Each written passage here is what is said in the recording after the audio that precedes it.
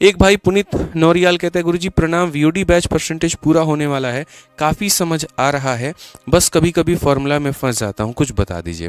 पुनीत भाई देखो, एक छोटी सी बात बताता हूँ, इतनी छोटी सी बात के लिए आपने 100 रुपये की सुपर चैट की, बताओ। ठीक है, चलो सबसे पहली बात तो बहुत बढ़िया है कि आपको यहाँ पर वीओडी बैच से सारी चीज़ें समझ में आ रही हैं। अब दूसरी बात हम आपको कहते हैं कि मेरे भाई यहाँ पर आप फंस गए तो उसका उपाय क्या है। देखो तैयारी है ना, कभी एक स्टेज में नहीं होती है। मैं आपको एक बात बताऊँ, आज मैं आपको मेरे भाई सपोज करिए आज आप परसेंटेज पर हैं, आज आप परसेंटेज पढ़ रहे हैं, आपको परसेंटेज पूरा समझ में आएगा, तरीके से आएगा। जिस दिन आप परसेंटेज से मेरे भाई प्रॉफिट एंड लॉस में मेरे भाई मूव करेंगे ना, आपको उसके बाद परसेंटेज थोड़ा थोड़ा गायब हो जाएगा। इसके बाद में टाइम एंड वर्क मूव करोगे तो आपका ये भी गायब हो जाएगा। ये कुछ उसी प्रकार से है कि जब आप मेरे भाई नाउन पढ़ते हो तो इंग्लिश में आपको नाउन का एरर लग जाता है, जब आप आर्टिकल पढ़ते हो तो आर्टिकल का एरर लग जाता है, और जब दोनों के क्वेश्चन मिला करके दे दिए जाते हैं तो कुछ नहीं लग पाता है, सब कहानी खत्म हो जाता है। क्यों, पता है क्या है कि जिस चैप्टर को जब हम पढ़ रहे होते हैं ना तो हमारा 100% फोकस उसी के ऊपर में होता है, हमारे सारे कंसेप्ट आसपास उसी के घूम रहे होते हैं, तब तो हमसे मेरे भाई वो सवाल बन जाते हैं। जैसे हम उस जोन से, अरेना से बाहर आते हैं, उसके बाद में हमें ऐसा लगता है यार वहाँ क्या पढ़ा था, अच्छा इलेक्शन में कौन सा कंसेप्ट था। तो इसका सीधा साधा एक ही इलाज है और वो ये है रिगरस प्रैक्टिस। ऐसा नहीं है कि आप ही एक ऐसे इंसान हो, यार एक बात बताओ, एक टीचर को भी है ना ये कह दिया जाए कि दिन के 10 घंटे आपको मेरे भाई पढ़ाने हैं, लेकिन आप हर बैच में परसेंटेज पढ़ाओगे और 1 साल बाद तुम उसको भेज दो और बोल दो जाकर के अलजेब्रा पढ़ा के आइए, मेरे भाई मैं कह रहा हूँ गारंटी एक बच्चा उससे ज़्यादा जानकारी रखेगा उस टीचर के मुकाबले। तो ये हमारी मेरे भाई है ना मानसिक स्थिति बन जाती है। जिस चीज़ के ऊपर में हम ज़्यादा फोकस करते हैं, जिसको आए दिन मेरे भाई यहाँ पर हम प्रयास कर रहे होते हैं, उसमें हमारा हाथ मजबूत हो जाएगा, और जिस पे हम नहीं करेंगे तो हाथ कमज़ोर रहेगा।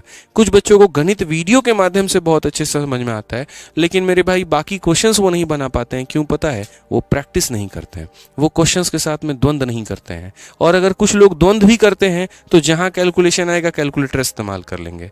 कुछ लोगों की तो आलम ऐसी है, मैं आपको बता रहा हूँ, 1 घंटे का मॉक टेस्ट होता है और वो अपने आप को सेटिस्फाई करने के लिए, अपने आप को खुश करने के लिए पता है क्या करते हैं, उस मॉक टेस्ट को भी जैसे कोई बढ़िया क्वेश्चन आएगा मैथ का, तुरंत पॉज मारेगा और पॉज मार करके पहले सारा सॉल्व कर लेगा या कैलकुलेशन सॉल्व करके टिक कर देगा, तब आगे बढ़ेगा। है बढ़िया नंबर, कम से कम इतना वाहियात नंबर तो नहीं है कि अपने आप में जलील हो जाए।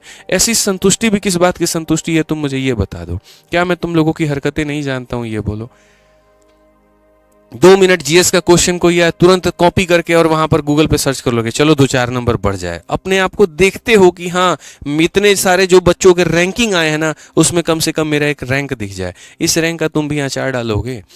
बोलो। मेन तो यहाँ पर इंपॉर्टेंट ये होता है कि whether Aditya Ranjan excise inspector है कि नहीं है। फर्क नहीं पड़ता मॉक में कितने आते थे, फर्क नहीं पड़ता पेपर में कितने आए, सेलेक्टेड है कि नहीं है, फर्क इस बात का पड़ता है। तो उस तरीके से लेकर के चलो ना भाई, ये सोचना पड़ेगा ना तुमको। और अपने आप से ईमानदारी नहीं रखी तो कैसे काम होगा? इसके लिए मेहनत तो करनी पड़ेगी भाई। कोई भी टीचर दुनिया का तुम्हें घोल के कुछ नहीं पिला सकता है।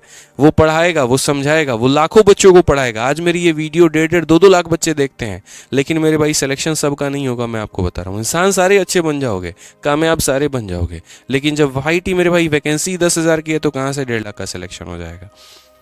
तो वहां पर यही होगा ना, वो 10,000 बच्चे कौन होंगे? जो बहुत मेहनत कर रहे होंगे, जो अपने आप पर काम कर रहे होंगे, उसकी भीड़ का हिस्सा बनो। ठीक है। अब इस बार का सीजल का पेपर में ज़्यादा वक्त तुम लोग के पास में है नहीं। कायदे से मेरे भाई यहाँ पर 4 महीने हैं, इज्जत से पढ़ लो तो फ़ायदा है, और नहीं पढ़ोगे तो फिर समझो तुम अपना जानो तुम्हारा क्या होगा। ठीक है। हर बार की तरह घर वालों को बोलते रहना, इस बार नहीं हुआ, तैयारी ज़बरदस्त है, अगली बार पक्का निकालेंगे। कोई बात नहीं है, बोलते हैं ना रे तुम, हैं, कोई दिक्कत नहीं है।